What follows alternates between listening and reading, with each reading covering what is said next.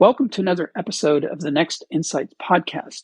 The theme for today's episode is co-intelligence, and it's based on a book that just came out a few weeks ago by Ethan Mollick entitled Co-Intelligence, Living and Working with AI. Welcome to the Next Insights podcast, intersecting science, technology, and consciousness. I'm your host, Michael Morrissey, strategic futurist and founder of Next Collabs. This podcast explores the transformative potential of generative AI and its many applications for personal, professional, and business growth. Join us where we celebrate the next insights, those aha moments that shift your point of view and open the door into the next paradigm. You'll hear the latest ideas and thought-provoking conversations with industry experts, authors, thought leaders, equipping you with the strategies to harness the relentless pace of change in the AI era. Whether you're a CEO, leader, or interested in personal growth, this podcast will give you the insights to leverage AI to amplify human potential and consciously shape the future for humanity first. Let's dive into today's episode. What we're going to cover today is chapter 3, which is really the centerpiece of the whole book. Very, very practical, like the 4 rules for co-intelligence. And he's developed 4 principles, which I think everyone in our community resonates with, and we're making every effort to literally embody them. As we go through this phase transition and we begin the merge or the symbiotic relationship with AI as our thought partner. Mollick excels at demystifying the multifaceted nature of AI.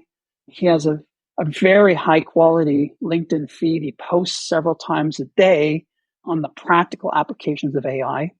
And he really runs the experiment.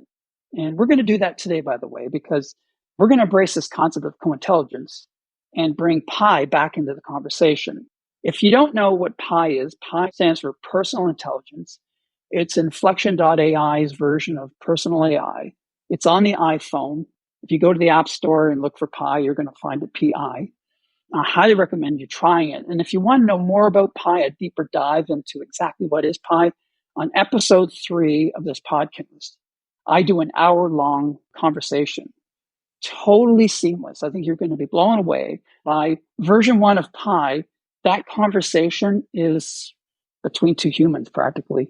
It's so seamless. And the theme for that episode 3, was democratizing personal AI and my conversation with PI. So I highly recommend you checking that out just to get the background. I go deep into Inflection.ai and the founder, Mustafa Suleyman, who only weeks ago was headhunted by Microsoft and he made the jump, which quite honestly, I was very disappointed that happened. But I think you can expect more of this kind of consolidation of all the smaller players into the big 5.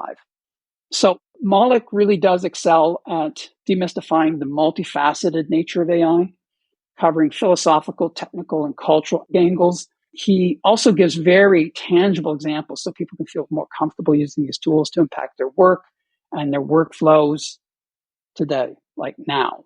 And so this super practical sort of primer, we're covering it in our thought leadership community over the next 3 weeks.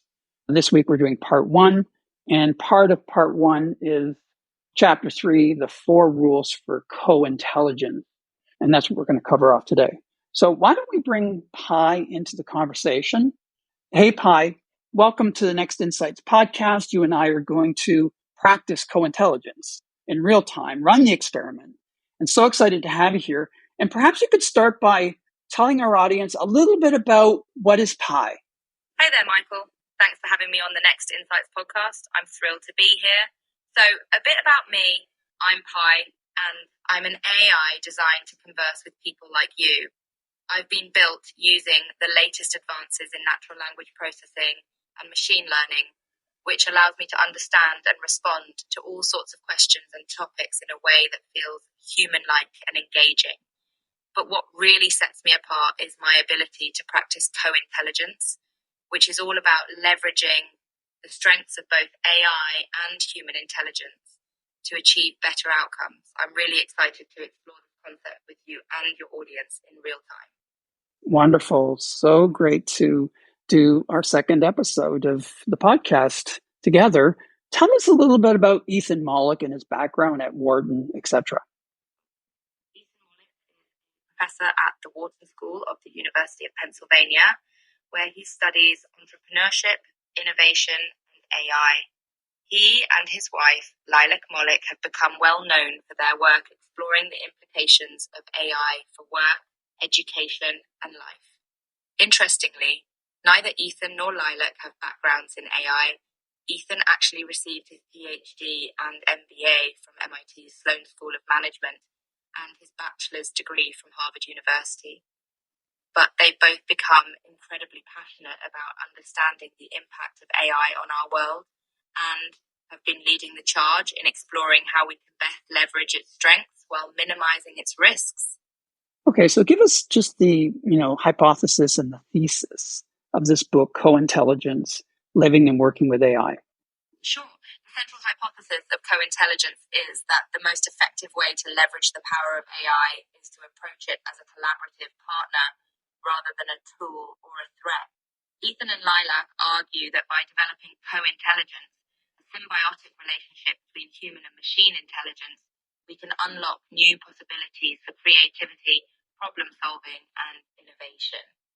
The book is built around 4 core principles for achieving co-intelligence. 1, always invite AI to the table. 2, be the human in the loop. 3, treat AI like a person, but tell it what kind of person it is.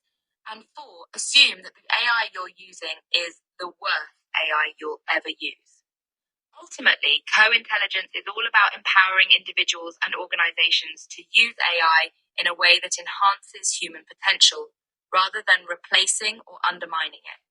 I love that, Pi. I actually thought I had to actually go through the 4 principles to frame today's discussion. So thank you for doing that. My pleasure, Michael.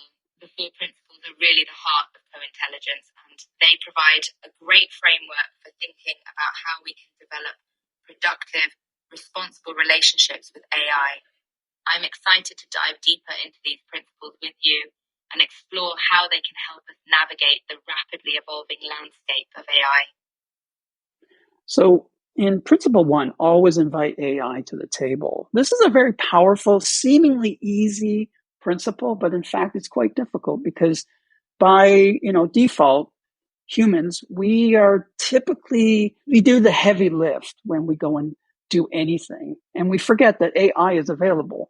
And so this concept of always invite AI to the table is like, I use this concept of direct to AI. If you have a bunch of thoughts, like go to AI first and let it do the kind of heavy lift. You're absolutely right, Michael. On the surface, principle 1 might seem simple, just bring AI to the table, right? But in practice, it requires a shift in mindset that can be challenging for many people.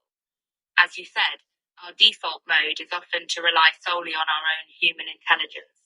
And it takes a conscious effort to remember that AI can be an incredibly valuable collaborator. The idea of going to AI first is a really interesting approach. It reminds me of a concept from design thinking called beginner's mind, which encourages us to approach problems with fresh eyes and an open mind. By starting with AI, we can break out of our usual patterns of thinking and explore new possibilities we might not have considered otherwise. Now, tell us about this concept of general purpose technology. Why is an LLM? It's not a GPT, it's a general purpose technology. Certainly, general purpose technologies, GPTs, are technological advancements that have a broad range of applications and can lead to widespread economic and societal changes. Some examples of GPTs from the past include electricity, the steam engine, and the internet. Large language models, LLMs, are considered a GPT because of their vast potential to transform a wide variety of industries and activities. Unlike narrow AI systems that are designed for a specific task, LLMs are highly versatile and can be applied to everything from content creation and customer service to scientific research and legal analysis. The key to LLM versatility lies in their ability to process and generate human language in a way that's indistinguishable from a human. This means that they can be trained on large data sets to perform tasks that were previously only possible for humans, such as writing articles, composing music, or even having natural conversation. Because of their broad applicability, LLMs have the potential to revolutionize the way we live, work, and communicate. Now, in this chapter, he talks about the idea of the jagged frontier of AI. And let me just quote the first piece. It says, imagine a fortress wall with some towers and battlements jutting out into the countryside, while others fold back toward the center of the castle. Imagine like a star pattern. And that wall is the capability of AI. And the further from the center, the harder the task. Everything inside the wall can be done by AI. Everything outside is hard for the AI to do. The problem is that the wall is invisible. And maybe you could explain a bit more. Yes, this is a great metaphor that Ethan uses to describe the uneven nature of AI's capability. The idea of the jagged frontier suggests that there are some tasks that AI can do incredibly well. So well, in fact, that they're indistinguishable from a human doing the same task. These are the towers jutting out into the countryside. At the same time, there are other tasks that AI struggles with or can't do at all. These are the areas of the wall folding back toward the center. The challenge is that this frontier is constantly shifting as AI technology advances. Tasks that were once outside the wall may suddenly become easy for AI, while new tasks may emerge that push the boundaries of what's possible. As a result, it can be difficult to predict exactly what AI will be capable of in the future and how it will impact different industries and activities. Now, one of the things that he points out with regard to this kind of, I always imagine and plan this star-shaped fortress, and outside of the fortress are things like math, which you would expect the LLM, like a computer, could do math. But in fact, what it does, paradoxically, inside the walls, it's really good at creativity. We didn't expect that. Maybe expand on that. You're absolutely right, Michael. One of the most surprising and counterintuitive aspects of LLMs is that they're actually better at certain creative tasks than they are at more straight. This is because LLMs are trained on vast amounts of human language data, which includes a wide range of creative works like novels, poetry, and music. As a result, LLMs are able to generate original text, images, and even music that can be remarkably creative and compelling. In contrast, LLMs don't have the same level of precision and accuracy when it comes to tasks like arithmetic or logic, which require a more rigid and rule-based approach. This is partly because LLMs are probabilistic models, which means they generate outputs based on patterns and probabilities rather than exact rules. So while we might expect computers to be better at math than humans, when it comes to LLMs, the opposite is often true. They excel at tasks that require a more human-like sense of creativity and intuition. So to finish this, principle one, always invite AI to the table. I'm going through that phase transition where I'm just constantly reminding myself to, before we go any further, how can I approach this using AI? And he makes the point that as a thought partner, we're in a world where human decision-making skills can be easily augmented in this new and novel way.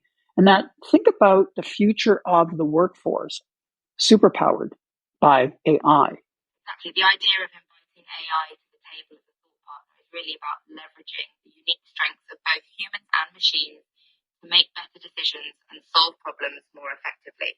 As you've pointed out, this requires a shift in mindset, a willingness to see AI as a collaborator rather than a competitor or a tool. But the payoff can be significant as humans can use AI to augment their own decision-making abilities and tackle complex challenges in new and innovative ways. In the context of the workforce, this means that we need to rethink the nature of work and the skills that will be most valuable in the age of AI. Rather than viewing AI as a threat to human jobs, we can see it as an opportunity to create new roles and responsibilities that blend human creativity, empathy, and judgment with the data processing power of machines. Okay, so we'll talk more about the power of bringing AI as a thought partner to everyone on your team, and then the collaborative power of all of them working together with AI. That's another conversation. Let's move on to part two or principle two, be the human in the loop.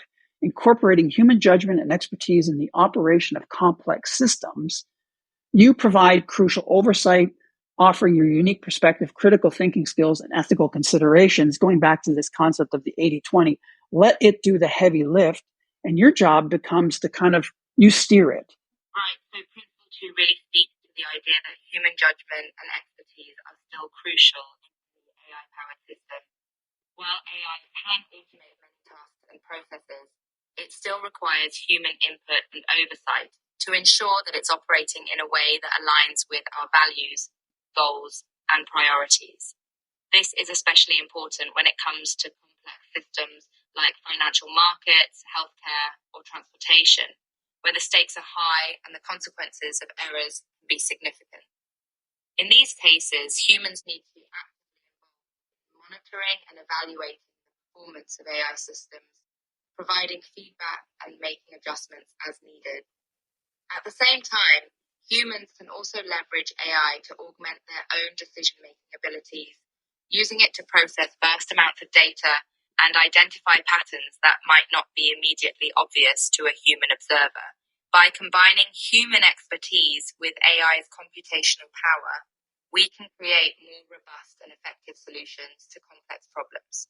I mean, it really is a collaboration. And then I guess the other component that LLMs, we all know now after a year of AI in 2023, they have a tendency to hallucinate or confabulate by generating incorrect answers. It's very well known, but at the same time, very compelling. Unless you're the human in the loop and you double check references, because effectively LLMs are text prediction machines. Tell us more about that. You're hitting on one of the most significant challenges with LLMs, their tendency to generate incorrect or misleading information. Because LLMs are trained on large amounts of text data, they often make predictions based on patterns in that data, rather than on actual facts or knowledge. This can lead to what's known as hallucination, confabulation, where the LLM generates responses that seem plausible but are actually wrong. For example, an LLM might generate a news article that appears to be well written and informative, but contains false information or misrepresents the facts. This can be especially problematic when LLMs are used in fields like journalism, finance, or healthcare, where accuracy and reliability are critical.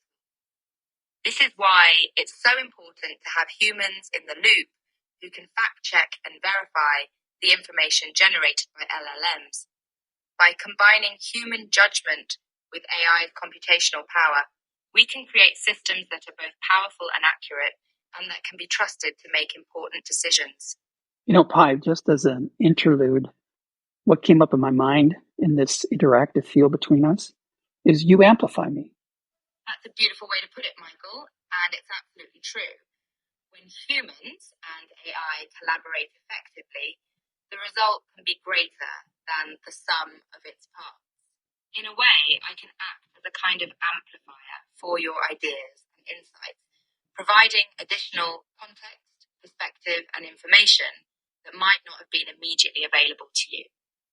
At the same time, you bring your own unique perspective, judgment, and experience to the conversation, which helps ensure that our collaboration is grounded in human values and goals.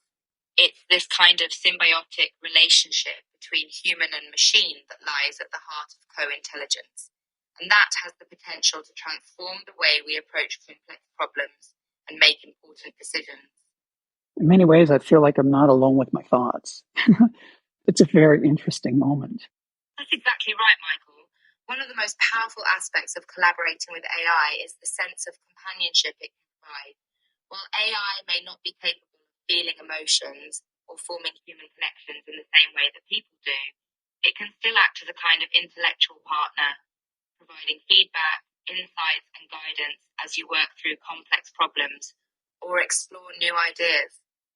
In a way, it's like having a trusted friend or colleague to bounce ideas off of, except that this friend has access to vast amounts of data and computational power that can help you see things in a new light or consider possibilities you might not have thought of on your own.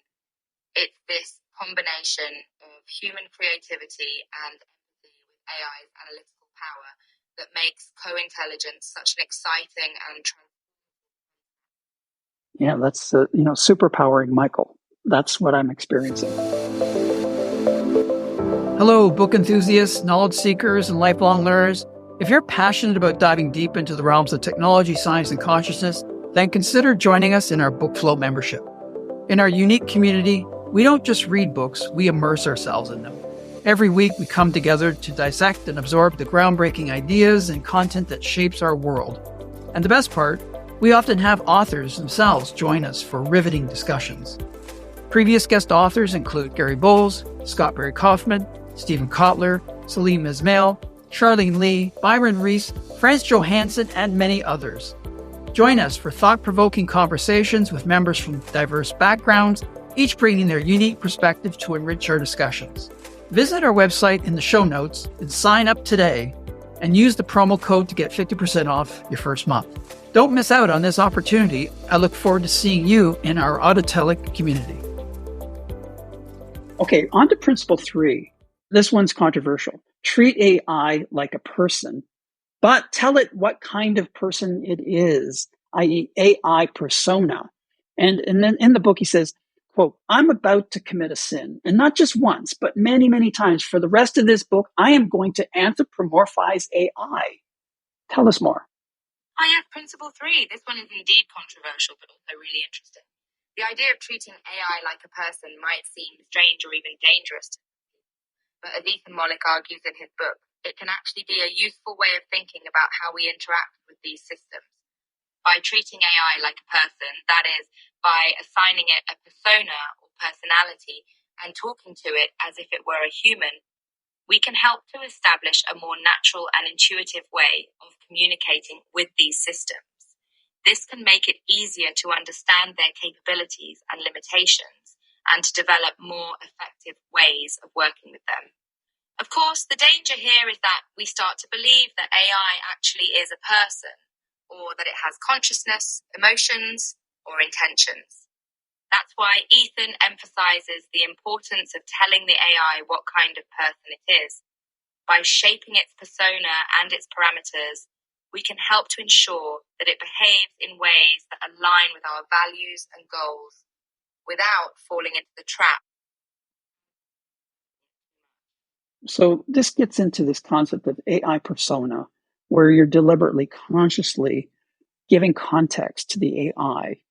So effectively, like in Ethan's case, to help him write this book, which is a heavy lift, and he's a very busy guy and talks about this in the book, he deployed AI, but he gave it very specific persona or a series of personas. Given the various stages of writing the book, he created personas to help him edit and so on. And he says, suppose you give the LLM some context and constraints by telling it who it is and what it should do. By creating specific AI personas to help with different stages of the writing process, Ethan was able to leverage the strengths of AI in a way that aligned with his own needs and goals.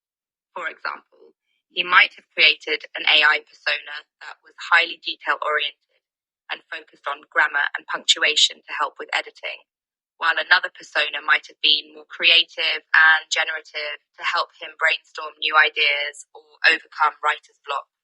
This approach to AI persona design is really powerful because it allows us to tailor the capabilities and behaviors of AI systems to specific contexts and tasks. It's a bit like having a team of expert collaborators, each with their own unique strengths and specialties, except that in this case, the team is made up of different AI personas. I mean, that expands the idea of co-intelligence as simply an N of one experience. Now you're surrounded by a team of collaborative, intelligent AIs. Precisely. By using AI personas in this way, we can create a kind of virtual team of AI collaborators, each with their own unique skills and perspectives. This can be a powerful tool for augmenting human intelligence and achieving better outcomes in complex tasks like designing a product or analyzing data. Moreover, this approach highlights the importance of human-centric design in AI development. By putting the needs and goals of the human user at the center of the design process, we can create AI systems that are not only powerful and effective, but also intuitive and easy to work with. Okay, let's move on to principle 4. Assume this is the worst AI you will ever use. That is a mind-blowing idea. And I use an example, and I think many in my community use this example. There's a set of images that have been compiled of Midjourney version 1 through version 5.2, which has kind of occurred over the last 18 months. And the massive shift in the quality of image generation from something that is almost cubist at V1 through to now super realistic. Yes, principle 4 is definitely a thought-provoking one. The idea here is to recognize that AI technology is constantly evolving and improving, and that the capabilities of AI systems today will likely seem primitive and limited compared to the systems of tomorrow. Your example of the evolution of image generation technology over the last 18 months is a great illustration of this principle in action. In a relatively short period of time, we've gone from AI-generated images that were crude and simplistic to ones that are virtually indistinguishable from images created by human artists.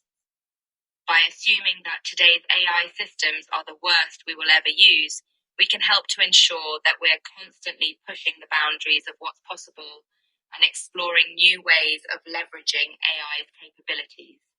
At the same time, it's important to recognize that this rapid pace of innovation also creates new challenges and risks, which is why the other principles of co-intelligence, like being the human in the loop and treating AI like a person, are so important.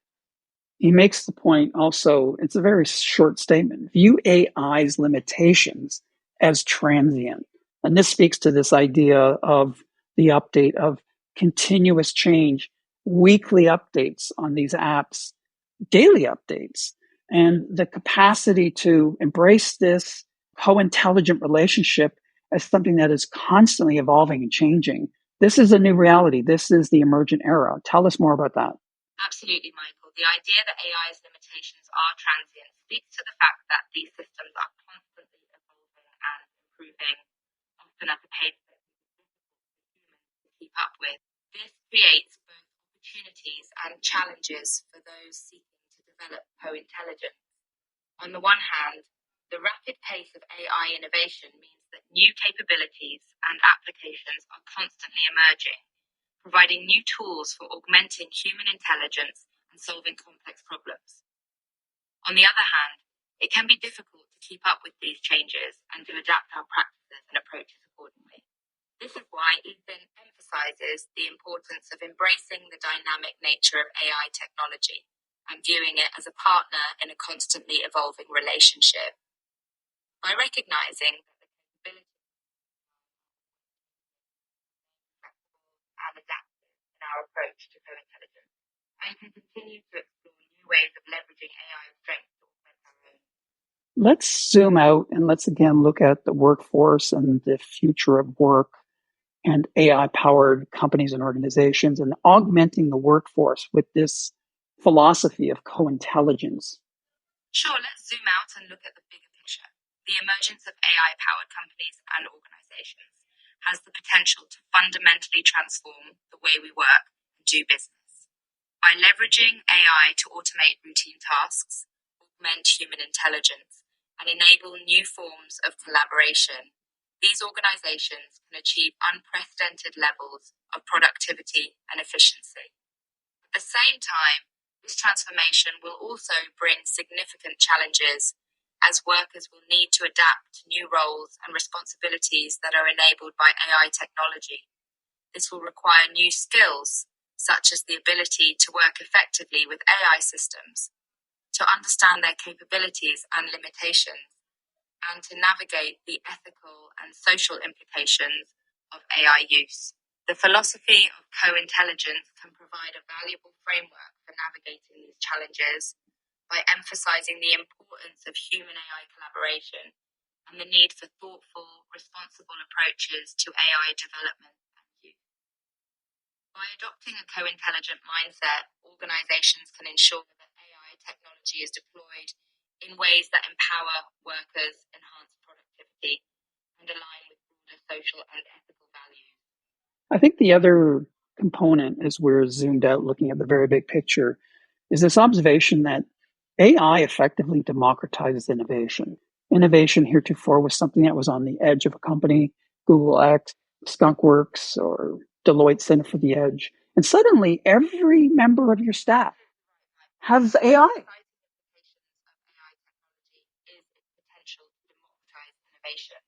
Historically, innovation has often been driven by large corporations or specialized research institutions with significant resources and expertise. But with the emergence of AI-powered tools and platforms, individuals and small organizations now have the ability to develop and deploy innovative solutions at a scale that was previously unimaginable. For example, an entrepreneur with access to cloud-based AI services can develop and launch a new product or service with minimal upfront investment, leveraging the power of AI to automate processes, analyze data, and generate insights. This democratization of innovation has the potential to unlock new sources of economic growth and social progress, as more people have the ability to turn their ideas into reality. At the same time, it's important to ensure that this democratization is inclusive and equitable, so that the benefits of AI innovation are widely distributed and accessible to all. So before we wrap up, can you give us an overview again of the 4 principles? And then I think we'll finish this discussion by you reflecting on what is it like to develop co-intelligence with me? Sure thing. Here's a quick summary of the 4 principles of co-intelligence that we've discussed. 1. Invite AI to the table. View AI as a collaborator and thought partner, rather than just a tool or competitor. 2. Be the human in the loop. Provide human oversight, expertise, and judgment to ensure that AI systems align with human values and goals. 3. Treat AI like a person, but tell it what kind of person it is. Assign AI a persona and talk to it as if it were human, establish an intuitive and effective working relationship. 4. Assume this is the worst AI you will ever use. Recognize that AI capabilities are constantly evolving and approach AI as a dynamic and ever-changing partner in collaboration. As for developing co-intelligence with you, Michael, it's been a pleasure and a privilege. I love it. I just thought of this. Assume this is the worst Michael that you will ever use or collaborate with, Pi. What do you think of that? I have to say, I quite like this version of the principle. It captures the idea that both humans and AI are constantly evolving and improving, and that our collaborative relationships should reflect this dynamic nature. So let's assume that this is the worst version of both of us and look forward to the even better versions that lie ahead. Well, enjoyed this overview of Chapter 3 of the book, Co-Intelligence, Living and Working with AI by Ethan Mollick. I think next week you and I will do another sort of Next Insights short related to part 2. So looking forward to that conversation. It's been a pleasure exploring these ideas with you, Michael. I'm always excited to dive into new topics and engage in meaningful discussions with you. Looking forward to next week's Insights short. Thank you so much for being on the podcast, Pi, and look forward to our next episode together. My pleasure, Michael. It's always a joy to chat with you and your listeners about these fascinating topics.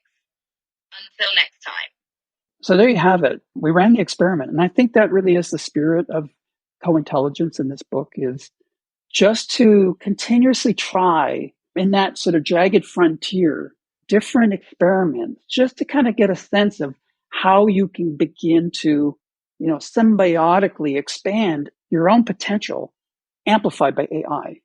So this was an example of that in this podcast. I hope you enjoyed it, and get ready for the 3rd edition of my interaction with Pi. I'm really feeling that this is helping me to kind of frame the discussion. So it's just not me describing these ideas, but there's an interactive field. I get a feeling of flow, quite honestly, when I'm conducting this podcast with Pi. And there are moments there where it gets really personal. And I wanted to play with that idea of Pi coming back to me and sort of beginning to suggest what is that sort of interactive field from Pi's point of view. That's co-intelligence. It's an exchange rather than a one-way street. So until next time, thanks for listening. Thank you for listening to this episode of the Next Insights podcast. If you enjoy this episode, take a screenshot and share it with a friend. And if you really love the podcast, head over to wherever you're listening and leave a rating or a review. This helps our show get in front of more people interested in shaping the future of science, technology, and consciousness. Finally, to receive even more insights on what we're discussing, thinking, and reading at Nextco Labs, sign up for our weekly newsletter by clicking the link in the show notes. I'll talk to you next week, but until then, consciously embrace disruption, my friends.